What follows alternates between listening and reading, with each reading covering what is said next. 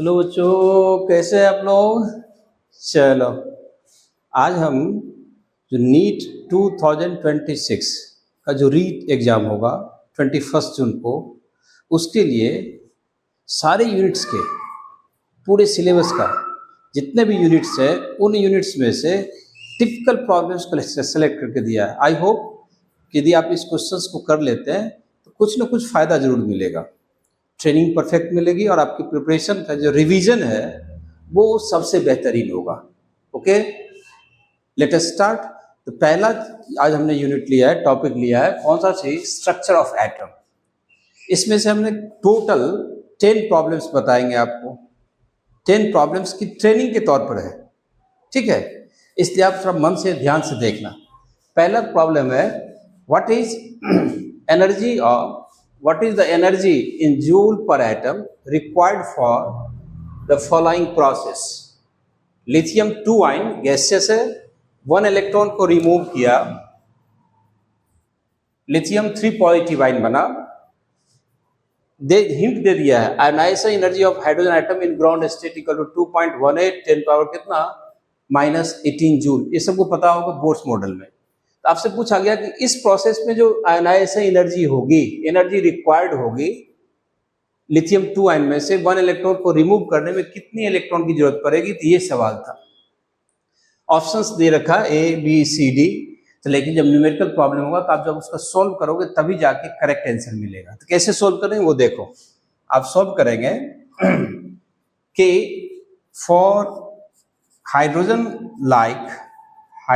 Like species, hydrogen like species के लिए energy En जब आप लिखते हैं तो लिखते हैं एनर्जी हाइड्रोजन एटम का इनटू जेड स्क्वायर। आपने पढ़ा होगा n square upon z square, तो यहाँ जेड स्क्वायर कर लें, z square upon n square. N की वैल्यू कितना होगा 1, चूंकि हाइड्रोजन लाइक स्पेसीज है तो एन नहीं लिखेंगे, E H into z square. अब प्रॉब्लम में दिया है लिथियम 2 आयन, लिथियम 2 आयन, इसका कंट्रीब्यूशन लिखोगे, देखो लाइक हाइड्रोजन 1s1 है, ठीक है।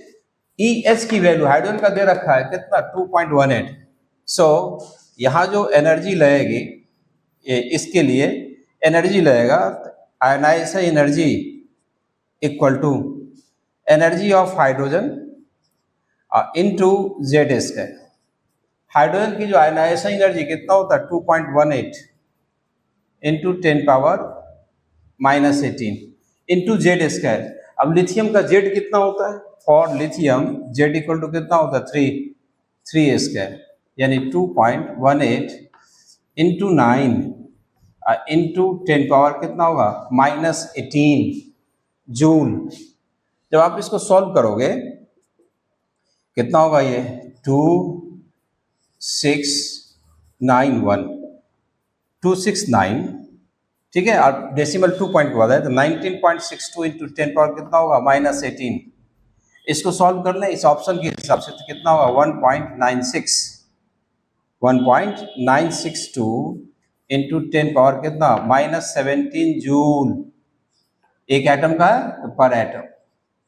So this is the correct answer, यानी ऑप्शन कौन सा होगा सी। आई थिंक सबको समझ में आ गया होगा। मतलब हमने बोर्ड्स मॉडल में यूज किया था energy of hydrogen like species, उस पर ये बेस्ट प्रॉब्लम था। अब अगला प्रॉब्लम है सेकेंड प्रॉब्लम। दूसरा प्रॉब्लम है the species having identical radii according to Bohr's theory. ऐसे स्पेसीज जिसकी रेडिया है, आयनिक रेडिया या एटमिक रेडिया आइडेंटिकल हो, उसको उसकी पहचान करनी है। ए में लिखा हाइड्रोजन का फर्स्ट शेल, बी में है हीलियम का सेकेंड, और सी में है हीलियम का सेकेंड, डी में है लिथियम आयन का फर्स्ट ऑर्बिट, और ई में है बेरिलियम आयन का कौन सा सेकेंड ऑर्बिट। इन 5 स्पेसीज की रेडियस में से ऐसे कौन सा स्पेसीज जिसकी रेडियस क्या है बराबर है, तो आपको सबको याद होगा, बोर्ड्स मॉडल में पढ़ा था। Radius of nth shell Rn equal to 0.529 या चलो 0.53 लिख देता हूँ, 0.529 लिखो या 0.53 जो भी लिखें, into n² by Z angstrom. ये होता है रेडियस। लेकिन किसके लिए? हाइड्रोजन एटम या हाइड्रोजन एटम की तरह जो आइंस है उसके लिए। ठीक है, अब ये कैसे करोगे? तो सभी स्पेसीज के लिए निकाल के देख लेते हैं। जैसे पहले निकालते हैं, इस फॉर्मूला को यूज करना। यहां लिखता हूं फॉर हाइड्रोजन, हाइड्रोजन के लिए कौन सा सेल है? Shell number 1। आपको पता है n=1 और z=1। z तो 1 है, इसके निकालें तो यहाँ n1 z1 तो कितना हो जाएगा? इसकी रेडियस हो जाएगी RH लिख दिया। हाइड्रोजन की रेडियस कितना होगा? 0.53 इंटू n² अपॉन z, 1² यानी इतना एंगस्ट्रम होगा। दूसरा है, सबको कैलकुलेट करना होगा फॉर हीलियम, हीलियम आयन का फर्स्ट सेल n=1 और z कितना होगा? 2। हीलियम के लिए z की वैल्यू 2, तो यहाँ लिख देता हूँ R हीलियम आयन, लेकिन फर्स्ट सेल का तो कितना लिखोगे? 0.53 इंटू n² मतलब 1² अपॉन z की वैल्यू कितना है? 2, यानी इसकी वैल्यू आ जाएगी 0.53 डिवाइडेड बाई 2। देख लो, लिख लिया? Okay, yes no? चल, इतने एंगस्ट्रम हुए। अब आप फिर अगला देखो, अगला चॉइस देखना, सी में किसके लिए है? Helium ion. फिर दिखा है फॉर हीलियम आयन, लेकिन सेल नंबर कितना? 2। इसके लिए फॉर हीलियम आयन तो n=2 z=2। देखो n=2 हीलियम के लिए सेकेंड सेल और z=2, तो रेडियस हीलियम आयन, लेकिन सेकेंड सेल का याद रखना, ये दोनों अलग अलग है। ये फर्स्ट सेल का, ये सेकेंड सेल का है।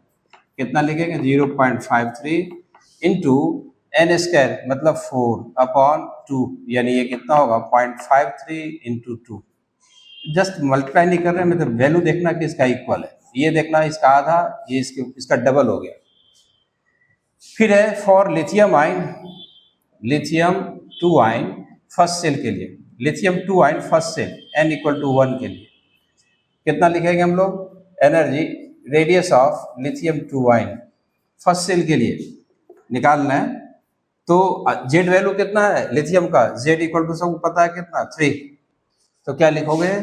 0.53 इंटू 1² अपॉन 3, यानी कि 0.53 का 1/3 एंगस्ट्रम। और पांचवा है, अभी तक देखो किसी दो के बराबर नहीं हुए, आपको निकालना है कि आइडेंटिकल किसके किसके है। For lithium 2 ion second shell n=2, radius निकालेंगे लिथियम आयन का ही, लेकिन सेकेंड सेल में ये है, ये फर्स्ट सेल में = 0.53 इंटू n² मतलब कितना लिखोगे? 2² यहाँ देखना ध्यान से, सेकेंड सेल का है बेरिलियम था, 1 मिनट, फॉर बेरिलियम 3 आयन, इसको सही कर लें, बेरिलियम 3 आयन, बेरिलियम 3+ आयन है। तो बताओ 3+ आयन है और सेकेंड सेल में कहता है n=2, n=2, ये कह रहा है beryllium 3+ ion n=2, second shell में बेरिलियम 3 आयन n=2, इसके लिए पूछा गया है। ठीक है, नोट कर लिया सबने? बेरिलियम 3+ आयन n=2 के लिए। अब आप बताओ इसके लिए क्या लिखेंगे?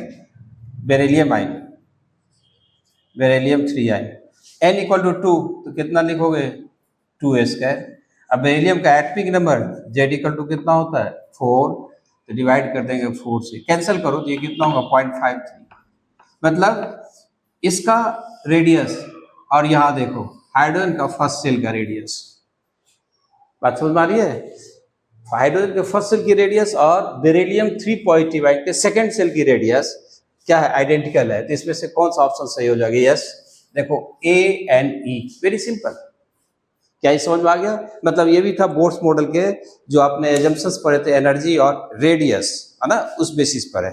अब हम लोग अगला नेक्स्ट प्रॉब्लम लेके आ रहे हैं। नेक्स्ट प्रॉब्लम हमारा, तो नेक्स्ट प्रॉब्लम है नंबर 3, क्वेश्चन नंबर 3 और 4 एक ही साथ लिख लिया है। यह देखो थर्ड सवाल है, the first ionization energy of magnesium is 737 kilo joule required energy है। The most probable estimated value of second ionization energy of beryllium as magnesium, उसी मैग्नीशियम का सेकेंड आयोनाइजेशन एनर्जी की प्रोबेबिलिटी क्या है, एस्टिमेट करो। आप कैलकुलेट करना ही नहीं है। इस आप कई ऐसे सवाल आते हैं नीट में जो एट ए ग्लास बगैर कैलकुलेशन का करोगे, वैसे ही सवाल ये आएगा। देखो कैसा है कि इसका है मोस्ट प्रोबेबल एस्टिमेटेड, एस्टिमेट करो। तो आप सबको इतना ज्ञान होगा कि एटम का जो सेकेंड आयोनाइजेशन एनर्जी होता है वो हमेशा फर्स्ट आयोनाइजेशन एनर्जी क्या होती है, हाइयर होती है। तो देखो फर्स्ट आयोनाइजेशन एनर्जी कितना है, +737। रिक्वायर्ड आयोनाइजेशन एनर्जी हमेशा क्या होता है, पॉजिटिव। इसलिए इन दोनों ऑप्शंस को तो पहले ही हटा दो। क्यों, नेगेटिव में, यहाँ भी ये क्या है नेगेटिव में, ये तो रिलीज एनर्जी है, ये दोनों का नहीं रहेगा। अब बच गया दो ऑप्शन। तो ये वैल्यू क्या है 591। तो कहते हैं कि second ionization energy is always higher than what, first ionization energy. तो ये वैल्यू क्या है ज्यादा है, देखो ये 737 है, ये कितना है 1450, मतलब 1450 किलो जूल। इसलिए ये ऑप्शन क्या होगा, करेक्ट होगा। बाकी सब क्या होगा। तो ऐसे सवाल में आप देखें और तुरंत कर लेंगे। यहाँ हिंट दे रखा है प्रोबेबल एस्टिमेटेड वैल्यू। आप एस्टिमेट करते हो कि इतना होगा, संभवतः इतना हो सकता है।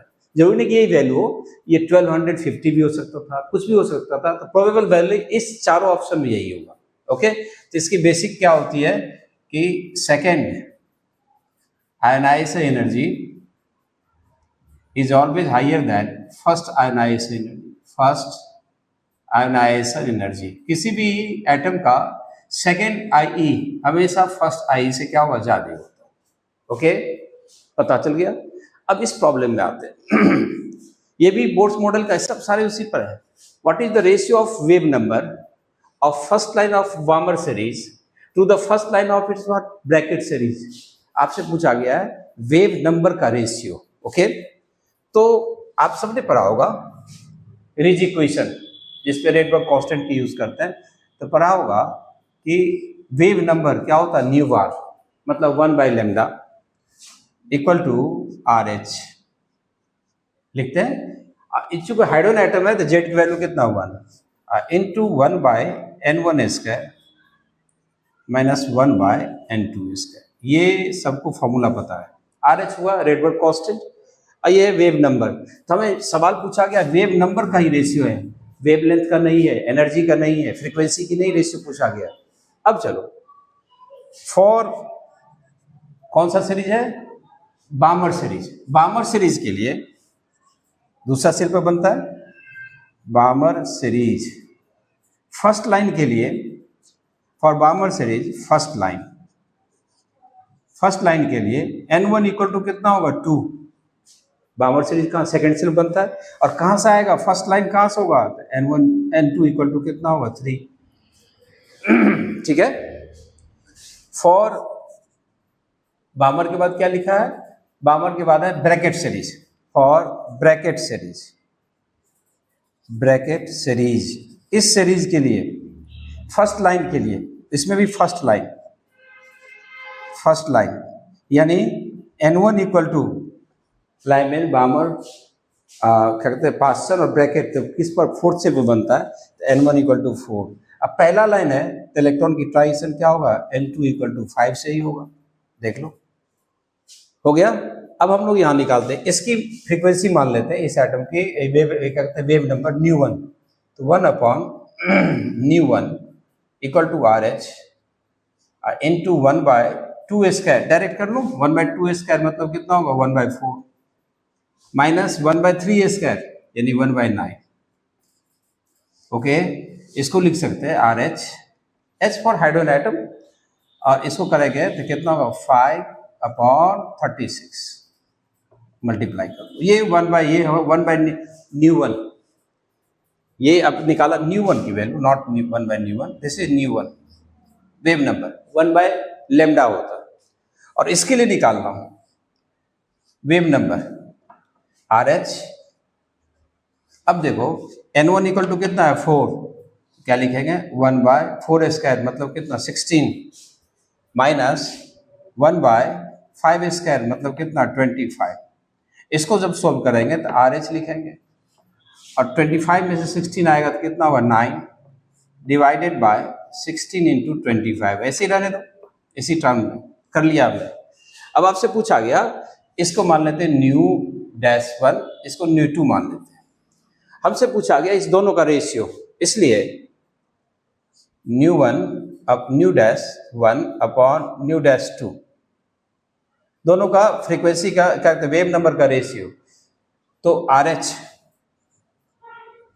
R इंटू 5/36, इसमें डिवाइड कर दोगे RH इंटू 9/16 इंटू 25। ये RH से कैंसिल हो गया, इसको क्या लिखेंगे हम लोग 5/36, और ये हो जाएगा 16 इंटू 25 डिवाइडेड बाय 9, यही होगा। देख लो, क्लियर, समझ में आ गया होगा, क्लियर। ये ऊपर गया नीचे आ गया। अब इसका कैंसिल कर लें थोड़ा सा, ये कर लें, कितना 4 से कर दें, चलो ये कितना होगा 4 से करोगे 4 9 जा 36, 4 4 जाइए, अब ये होगा 5 इंटू 4 20, इसको करेंगे मल्टीप्लाई तो कितना होगा 500 और डिवाइडेड बाय 81। जब इसका रेशियो निकालो, इतना रेशियो में तो नहीं, मतलब 100 से डिवाइड कर दिया, ये कितना होगा 5/0.81, यानी कि 5/0.81, ये होगा रेशियो। अब हम लोग ऑप्शंस देख लें, बी में देखो 5/0.581, this is the correct option. क्या ये समझ में आ गया? तो इस तरह से हम लोग 4 प्रॉब्लम कर लिया। अब हम लोग फिर 5वें प्रॉब्लम में आ रहे हैं। अब 5वां प्रॉब्लम है, 5th नेक्स्ट जो है, which of the following is correct set of 4 quantum number of 19th electron in chromium having atomic number 24 in accordance to of principal. मतलब क्रोमियम एटम का जो 19th इलेक्ट्रॉन है उसकी चारों क्वांटम नंबर की values क्या होगी, ठीक है। तो आप सबने पढ़ा होगा प्रिंसिपल क्वांटम नंबर किसको बताता है, शेल नंबर को, जिस शेल में रहता है electron that is principal quantum number. सब शेल को कौन बताता है, azimuthal quantum number L, S में है तो L की वैल्यू क्या होती है 0, P में है तो 1, D में होता तो कितना 2, F में होता तो कितना 3, ओके। मैग्नेटिक क्वांटम नंबर फिर किसको बताएगा, उसी सबसेल्स को ओरिएंटेशन, मतलब व्हाट, ऑर्बिटल्स, याद है। और स्पिन क्वांटम नंबर बता देगा direction off spin motion of electron, and that may have only 2 values, either plus half और माइनस हाफ।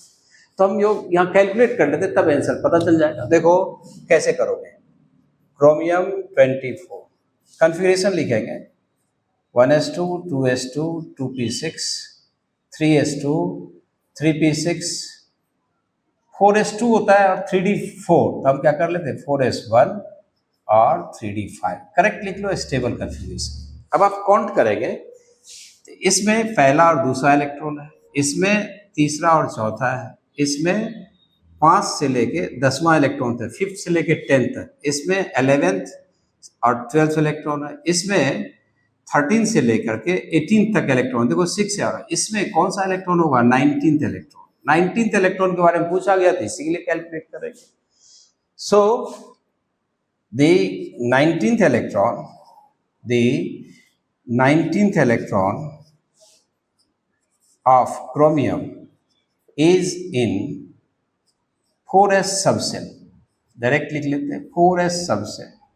अब बताओ शेल नंबर कितना है 4, इसलिए n की वैल्यू क्या लिखोगे 4, और s में है तो l इक्वल टू क्या होगा 0, जिसको नहीं याद है यहाँ मैं लिख देता हूँ, s में होता है l वैल्यू कितना होता है 0, l वैल्यू, p में 1, d में 2 और f के लिए l वैल्यू कितना होता है 3। ये बात आप सबको पता होगा, l इक्वल टू 0, L0 तो एक ही ऑर्बिटल होता है, एक ही बॉक्स लिखते हो आप, इसलिए m की वैल्यू क्या होगी 0, और सिंगल इलेक्ट्रॉन है तो s वैल्यू क्या होगा प्लस हाफ। अब आप देखो इसमें से कौन सा ऑप्शन मैच कर रहा है, 3 है, यहाँ 3 है तो पहले ही हटा दो, यहाँ 4 है, यहाँ भी 4 है, लेकिन यहाँ l इक्वल टू 1 है, ये तो क्या है 4p को बता देगा, इसलिए सही आंसर कौन सा होगा D, यानी D is the correct answer. समझ में आ गया होगा। क्वांटम नंबर की ट्रेनिंग थी, एक दो और प्रॉब्लम दूंगा क्वांटम नंबर में, ठीक है, ताकि आपकी रिवीजन परफेक्टली हो जाए। So next question number is 6। अब नेक्स्ट 6 प्रॉब्लम है, which of the following statement और स्टेटमेंट्स इज आर ट्रू। ये 4 स्टेटमेंट है ए बी सी डी, इसमें से कौन कौन से स्टेटमेंट्स, एक या एक से ज्यादा स्टेटमेंट्स सही है उसको ऑप्ट करनी है। ए में है इफ टू ऑर्बिटल्स हैव, ध्यान से देखना, have the same values of n plus l की वैल्यू 2 ऑर्बिटल के लिए बराबर है, then the orbital having lower n value will have lower energy. तो याद रखो ऑफ प्रिंसिपल है। फिर तो ये बात तो बिल्कुल सही दिख रहा है हमें, एक करेक्ट है इसलिए कि आप सबने पढ़ा होगा, मैं एक ले देता हूं कि एनर्जी जो होता है ना ये प्रोपोर्शनल होता है n प्लस एल का। अब इक्वल यदि हो, ये पहला रूल है, याद होगा फर्स्ट रूल। और दूसरा रूल है कि if n plus l value are equal then lower the n value, n जितना कम होगा एनर्जी क्या होगी उतनी कम होगी, यानी E proportional to n if n plus l values are equal. पढ़ा था ऑफ प्रिंसिपल में पढ़े होंगे जब आप इलेक्ट्रॉनिक कन्वर्जन सीखते होंगे और सब सेल्स की ऑर्बिटल्स की एनर्जी लेवल पता करते हो तो यही 2 रूल यूज करते हैं।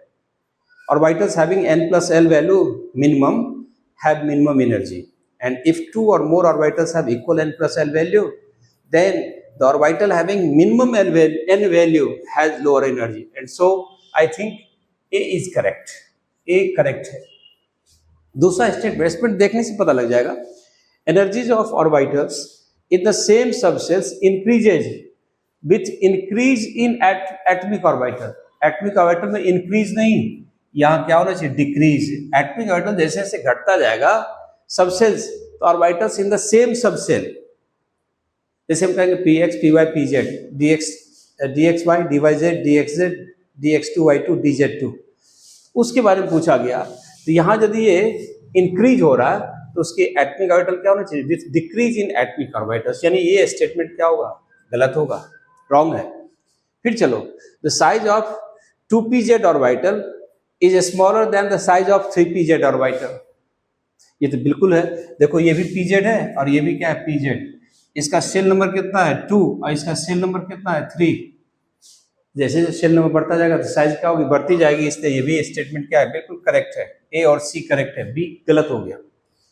अगला देखते हैं, among 5p 6s 4d 5p 5d, ये 5 ऑर्बिटल दे रखा है, कहता है none of orbital has 2 radial node. तो इसके लिए आपको बता दूं कि नंबर ऑफ रेडियल नोड पढ़ा होगा, number of radial node, number of radial node equal to लिखते हैं हम लोग n माइनस एल माइनस 1, ये होता है रेडियल नोड, और एंगुलर नोड कितना होता है l के बराबर। तो आपसे पूछा गया रेडियल नोड, तो आप देखो सबके लिए निकालता हूं 5f, ध्यान से देखना 5f के लिए n वैल्यू कितना है 5, अब f के लिए l वैल्यू कितना होता है 3, याद है, अब माइनस 1, ये कितना हो जाएगा 1। ये कौन सा रेडियल नोड, माने 5f में 1 रेडियल नोड है, चलो ठीक है, इसका तो 2 नहीं है।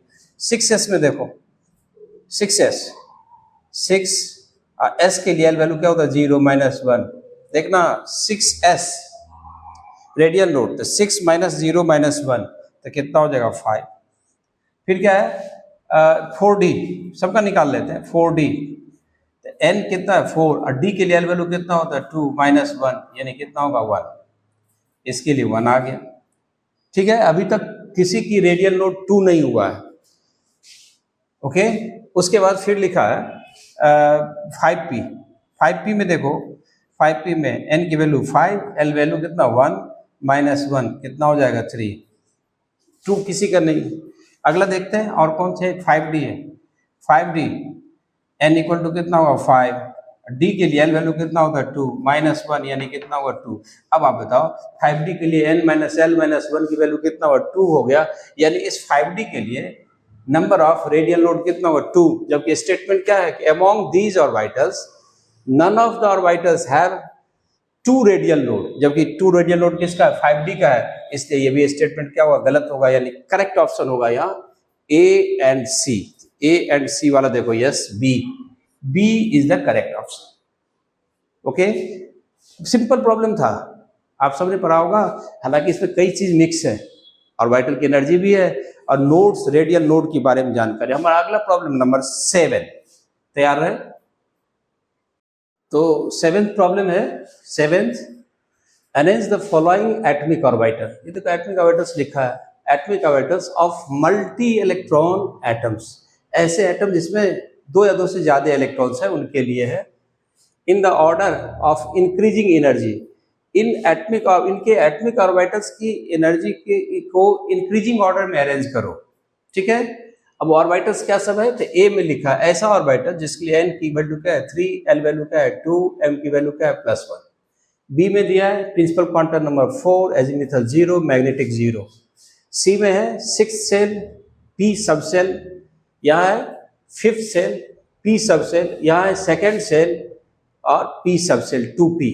तो आप एनर्जी कैसे, अभी जस्ट इससे पहले वाली प्रॉब्लम था, बिल्कुल उसी, थोड़ा टाइप बदल दिया है, ठीक है। ऑप्शन थोड़ा सोच रहे थे, बेसिक बात, फंडामेंटल तो वही है कि n+l ऑर्बिटल की एनर्जी किस पर डिपेंड करता है, n+l वैल्यू पर। n+l यदि मिनिमम होगा तो उसकी एनर्जी कम होगी, और ये n+l इक्वल हो गया तो उसकी एनर्जी कम होगी, जिसके लिए n वैल्यू क्या होती है, कम होती है। तो लेट अस सी, पहला चलता हूँ ए में, इसके लिए ए में कौन सा ऑर्बिटल होगा बताओ, n = 3, l = 2, तो क्या होगा 3d।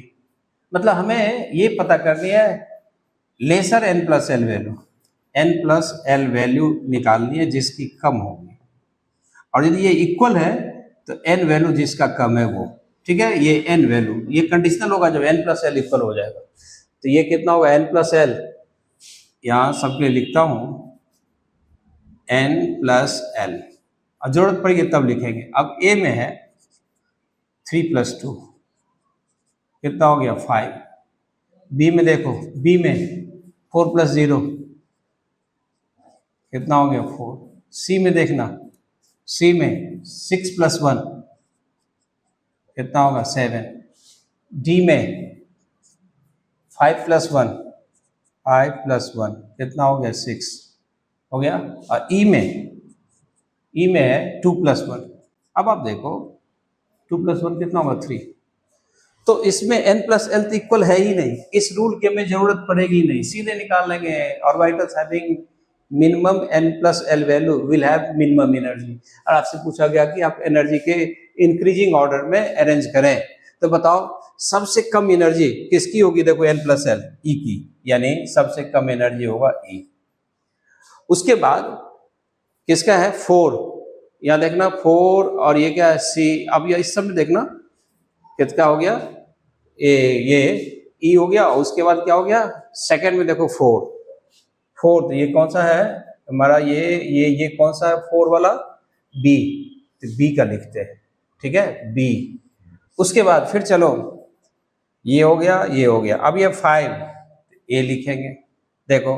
उसके बाद क्या है d लिखेंगे, या 6 है, और सबसे ज्यादा एनर्जी किसका होगा c का।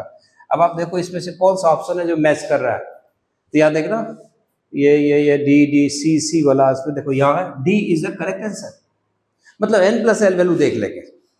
ओके, ये हो गया 7th क्वेश्चन। अब हम लोग आ रहे हैं क्वेश्चन नंबर 8 पर। तो आप अपने आप को रिकैप करो, क्या जो पढ़ा है उस नॉलेज को यूज करो। जब डाउट है फिर भी नहीं समझ में आ रहा तो एक बार जरूर हमें कमेंट सेक्शन में पूछना, कोई भी प्रॉब्लम पूछना। ओके, अब 8th प्रॉब्लम है क्वेश्चन नंबर 8, देखना। फिर हाइड्रोजन स्पेक्ट्रम बोर्ड मॉडल पढ़िए, न्यूमेरिकल जब भी आएगा तो इसी से आएगा। If shortest wavelength of hydrogen atom in Lyman series is x। अच्छा बात याद रखना, शॉर्टेस्ट वेवलेंथ है maximum energy. Okay, wavelength energy inversely proportional होगा। Then longest wavelength in Balmer series of helium ion, यहाँ था हाइड्रोजन का और यहाँ हीलियम आइन। हीलियम आइन की जो लॉन्गेस्ट वेवलेंथ होगा वो x के टर्म में कितना होगा, 9x/5, 36x/5, x/4, 5x/9 क्या होगा कैलकुलेट करो। तो आप सबने पढ़ा होगा कि वेवलेंथ की बात है, तो आप कैसे सॉल्व करते हैं, nu bar equal to what 1/λ equal to RH, R लिख दिया, into Z² into 1/n1² minus 1/n2 N2 square. कब? जब ट्रांजिशन होता है इलेक्ट्रॉन N1 में आता है, कहाँ से? N2 से। This is higher shell and N1 is lower shell. ये सबने पढ़ा होगा Bohr's atomic model hydrogen spectrum में। यानी हमें ये लैम्डा की रेशियो निकालनी है, शॉर्टेस्ट वेवलेंथ और लॉन्गेस्ट वेवलेंथ। एक और बात बता दूं, शॉर्टेस्ट वेवलेंथ का मतलब हो गया shortest lambda means maximum energy and vice versa. पता है सबको, फिर भी दोबारा एक बार प्रॉब्लम समझाने के तौर पर फिर से दोबारा बता दें। अब कहता है शॉर्टेस्ट वेवलेंथ, अब किस में? हाइड्रोजन एटम के लाइमन सीरीज के लिए। तो दो इक्वेशन आएगा, तो यहां चलता हूं। For Lyman series in hydrogen atom, बताओ क्या होगा?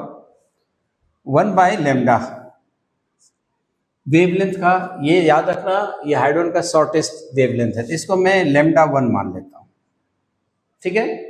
या λh मान लूं, चलो λh equal to RH into hydrogen atom में तो जेड की वैल्यू क्या होगा? 1 स्क्वायर। अब बताओ शॉर्टेस्ट वेवलेंथ है तो मैक्सिमम एनर्जी के लिए कौन सा ट्रांजिशन होगा? जब N2 इक्वल टू क्या होगी? इन्फिनिटी। N1 इक्वल टू किस सीरीज में है?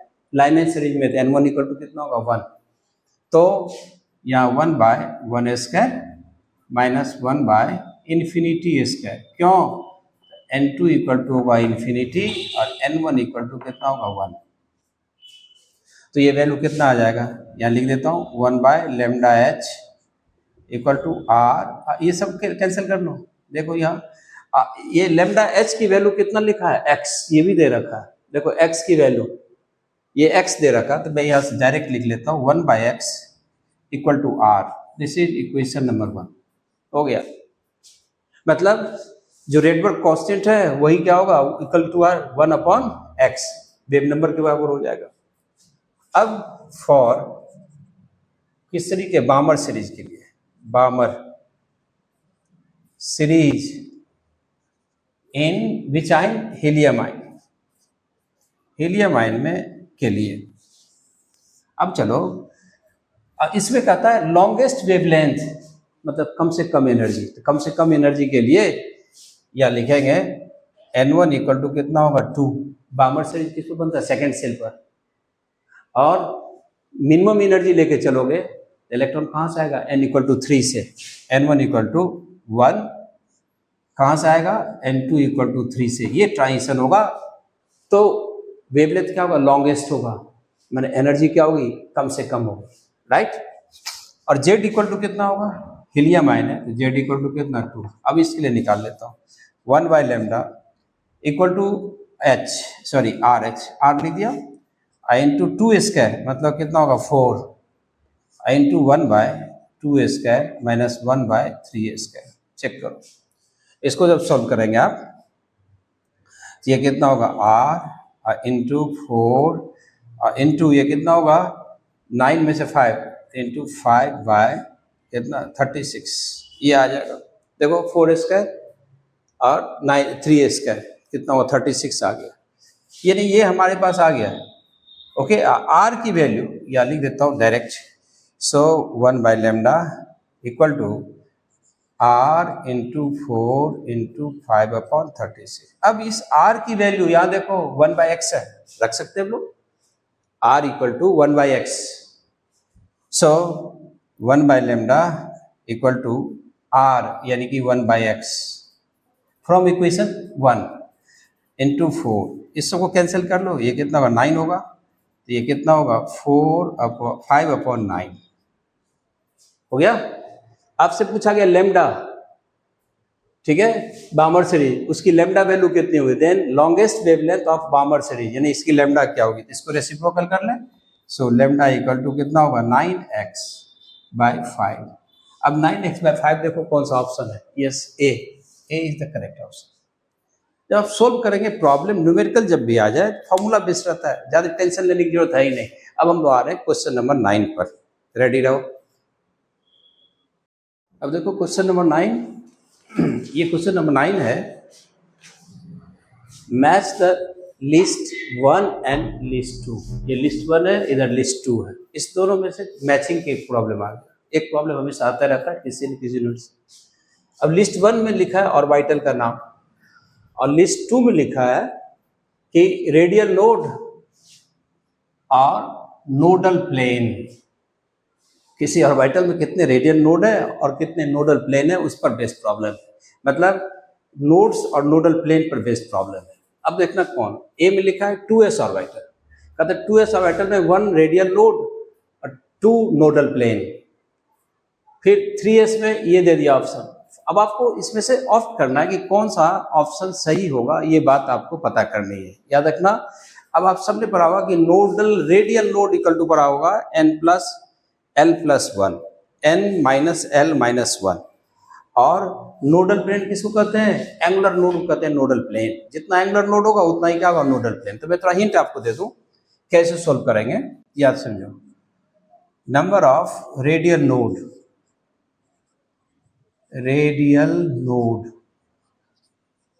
Equal to n minus l minus 1। Principal quantum number minus azimuthal quantum number minus 1, and number of angular node, ये भी बता दूं, एंगुलर नोड्स, इसी को हम लोग कहते हैं नोडल प्लेन। जितना एंगुलर नोड होगा उतने ही नोडल प्लेन होगा। मतलब ऐसा प्लेन जहां इलेक्ट्रॉन फाइंडिंग की प्रोबेबिलिटी क्या है? 0। नोडल प्लेन इक्वल टू होता है L। ये फॉर्मूला यदि आपको पता है तो आप इस पर बेस्ड कोई भी सवाल कैसे भी आ जाए। तो सबसे पहले हम लोग 2s के लिए देखते हैं। चलो 2s के लिए n प्लस एल, यहाँ लिख देता हूँ n माइनस l माइनस 1, सबकी वैल्यू निकाल लें। और यहाँ l लिख लेते हैं, दोनों बात लिख लेते हैं, कोई बात नहीं, ठीक है। तो 2s में n वैल्यू कितना होता है? 2, और l वैल्यू कितना होता है? 0 माइनस 1। देखो ध्यान से, s के लिए l वैल्यू क्या होता है? 0। तो कितना हो जाएगा ये? बताओ कितना होगा? 1। l वैल्यू कितना होगा? 0। यानी यहाँ रेडियल नोड कितना है? 1, और नोडल प्लेन कितना है? 0। फिर चलो 3s में 3 माइनस 0 माइनस 1 कितना होगा? 2। ओके, और यहाँ ये भी क्या होगा? 0। s है, s के लिए l वैल्यू 0, तो नोडल प्लेन क्या होगा? 0। ये है रेडियल नोड और ये क्या होगा? 0। फिर चले 3p, सबका कैलकुलेट कर लेते हैं। 3p में 3p, तो 3 माइनस 1, देखो 3 माइनस 1 और माइनस 1 कितना होगा? 1। देख लिया, 3p 2s था तो 1 हो गया। 3p देखना 1, और p के लिए l वैल्यू कितना होता है? 1। यानी p ऑर्बिटल में 1 नोडल प्लेन होंगे। और उसके बाद है 4d 4 माइनस 2 माइनस 1 कितना होगा? 1। और 4d है, d l की वैल्यू कितना होगा? 1, l की वैल्यू 2, तो यहाँ कितना होगा? 2। यानी इसमें 2 नोडल प्लेन होंगे, 2 नोडल प्लेन। यानी d का ऑप्शन आप चेक कर लो, d है, d यहाँ देखना 2 नोडल प्लेन है। ओके, और इसमें यहाँ देख ला l की वैल्यू p के लिए निकाल लिया। ये सारे रेडियल नोड हैं, these are the radial nodes. और ये हो गया कौन सा चीज? इसका ये एंगुलर नोड्स, यानी कि मतलब नोडल प्लेन के नंबर। तो इसमें से करेक्ट आंसर कौन सा होगा? वो देखो ए। हम ए किसके साथ आप कराओगे? ये लिस्ट 1 है, ये लिस्ट 2 है। तो यहाँ ऑप्शन देखते चलो। इसमें लिखा ए का 4, ए का क्या लिखा है? 4। ओके, चेक करना। तो ए का जो 4 होगा, यहाँ देखते हैं, यहाँ ए का 4 की बात ये आ गया, ठीक है। तो यहाँ देखना, इधर ये 2 में और ये क्या है? 1 में। तो इस हिसाब से यदि आप चेक कर लें तो इसमें से करेक्ट ऑप्शन आपको दिखता होगा। ए का कितना लिखेंगे? 4। बी का कितना हो जाएगा? अच्छा, डी का नहीं लिखा इसमें एक ऑप्शन डी वाला भी था, डी वाले में था c इक्वल टू 2 था और d इक्वल टू 1 था, ये लिखा ही नहीं। इसको करेक्ट कर दूं, करेक्ट कर लेते हैं हम लोग। डी ऑप्शंस में था सी की वैल्यू कितना 2 और डी देखो डी में था 1, डी का 1। ओके, अब ये जो आप देख रहे हैं टेबल पे, ये भी जान लेना, ये है 1, ये है 2 और ये है 3। तब मैचिंग करने में क्वेश्चन थोड़ा अधूरा था, सही कर दिया। नंबर 4, 1 2 3 4। तो आप देखना, तो ए का क्या होगा 4। देखो 2s में एक भी नोडल प्लेन नहीं है, ठीक है। और 1 क्या हो गया रेडियल नोड, देखा होती यार 1 रेडियल नोड 2s में, ये 0 है मतलब कोई नहीं, यानी ए का कितना हो जाएगा 4, ठीक है। बी में चलें तो बी में देखो, बी में 3s है, 3s बताओ 3s है, तो 3s में रेडियल नोड कितना है 2, इसमें से 2 वाला कौन होगा, एक ये है, एक ही है ये, तो यानी कि इसका कौन सा हो जाएगा 3। बी इक्वल टू, बी का मैचिंग किसके साथ करेंगे 3 के साथ, ओके। बी का मैचिंग 3 के साथ, ए हो गया 4, बी इक्वल टू 3 किसी में है, यहाँ सामने है, B equal to 3, D is the correct answer. आप चेक कर लो, n plus l, n minus l minus 1 will give you the number of radial nodes, l value will give you the number of nodal plane, और angular node भी कहते हैं उसको। तो इस तरह से हो गया क्वेश्चन नंबर 9। बस ये फॉर्मूला यदि याद आता है, ये समझ में आता है, तो अप्लाई करके आप लिख सकते हैं। करेक्ट आंसर कौन सा हो जाएगा, डी, ओके। अब हम लोग last problem number, question number 10 पर आ रहे हैं। तो 10th क्वेश्चन है, ठीक है, देखना ध्यान से। The bore radii of hydrogen like species, hydrogen की तरह जो स्पेसीज है, जैसे helium ion, lithium 2 positive ion, beryllium 3 positive ion, उसके लिए स्पेसीज कितना दे रखा है 70.53। The bore radio of hydrogen like species, कोई भी स्पेसीज है उसकी 70.53 पाइकोमीटर दे रखा है। The species and the stationary state, मतलब शेल नंबर वो स्पेसीज कौन होगा, आर रिस्पेक्टिवली। क्या वो स्पेसीज लिथियम आयन है, lithium 2 positive ion, shell number 3 है, कि हीलियम आयन है और सेल नंबर कितना है 1, हीलियम आयन और सेल नंबर कितना 2, लिथियम 2 आयन और सेल नंबर कितना 2। तो ये सारी बातें लिखा है, ये सेल नंबर 2 है, 2 या 1 3 different area. So this is the species and this is stationary state, मतलब सेल, ये पहले समझ लो। और एक हिंट भी आपको दे रखा है कि Bohr radius of hydrogen atom equal to कितना होता है 52.9, 52.9 यदि होता है तब आप इसके लिए अप्लाई कर सकते हैं। क्या लिखोगे, आर इक्वल टू, हमें पता है r equal to a naught, मतलब जो बोर रेडियस है वो into n square upon Z, यही तो लिखते हैं अपॉन जेड। तू नहीं समझना, this is Z, okay, radius के लिए। अब ए नॉट की वैल्यू दे रखा कितना 52.9, यही है बोर रेडियस हाइड्रोजन एटम के लिए। अब एन की वैल्यू पुट करना है, तो हमारे पास रेडियस दे रखा है आर इक्वल टू दे रखा कितना 70.53, ए नॉट की वैल्यू है कितना या 52.9। आपको स्पेसीज पहचाननी कि कौन सा आयन है और रेडियस सेल नंबर कौन सा है, तो ये वैल्यू जब इसमें रखते हैं तो हमारे पास क्या आ जाएगा 70.53, है ना। ए नॉट की जगह क्या लिखेंगे 52.9 into n square upon Z लिखोगे, देख लो। यदि इसको आप सॉल्व करोगे तो n square upon Z equal to कितना लिखेंगे 70.53 डिवाइडेड बाय कितना 52.9। इसको जब आप सॉल्व करते हो तो ये नियर अबाउट आ जाता है 1.33। देखो 1.33, 1.33 है तो हम लोग क्या लिख सकते हैं n square upon Z equal to 4/3 लिख सकते हैं, या इसको आप लिख सकते हो 2 टू पावर स्क्वायर अपॉन कितना 3।